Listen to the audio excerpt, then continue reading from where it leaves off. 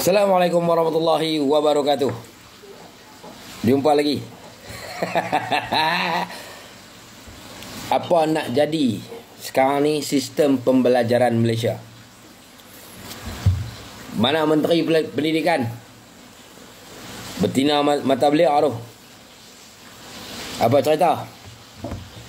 Aku nampak kelemahan Menteri Pendidikan ni lagi melampau, makin hari makin bodoh nampaknya. Sebab apa aku kata macam tu? Sebabnya bila melibatkan kes-kes ni, apa tindakan kementerian kepada guru-guru, kepada pelajar-pelajar tu?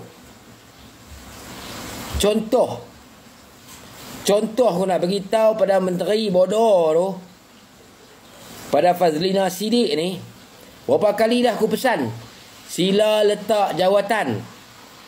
Hang nak bertahan apa? Hang nak buat muka sedih apa? Hampa tengok muka, buat muka sedih ni mangkang ni. Bodoh punya tak ada ubat. Perempuan betina ni bukan ada perasaan, hati perut. Kalau dia ada hati perut, perkara-perkara sebegini takkan berlaku. Sebab orang takut dengan kementerian. Lepas tu hampa tengok atas ni pula, aku tak tahu siapa jantan tu, duk cakap konon-kononnya macam mereka ni berwibawa lah sangat. Tapi sebenarnya hancur.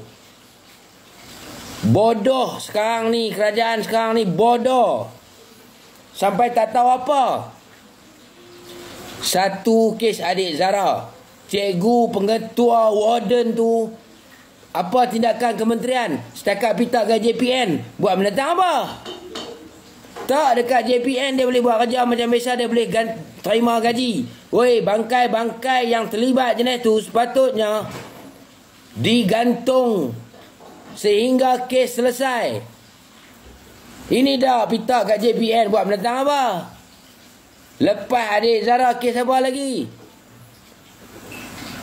Budak Jajah 4 mati dalam bilik ayak. Pergi buat muka sedih kat ibu bapa. Sampai masa ni kita faham, Allah Ta'ala dia sampai masa Allah pun dia boleh ambil. Tapi masalah dia, apa tindakan kementerian? Contoh, alasan kementerian bagi pada media, sekolah ni adalah sekolah yang terbaik. Sekolah terbaik kepala bapa dia. Kalau sekolah terbaik, pelajar-pelajar dia tu takkan jadi macam bangsat macam ni. Sekolah menengah kebangsaan dekat Seri Damansara tu, yang budak jantan muka steam tak tahuan punca tu, tengok muka belah ni.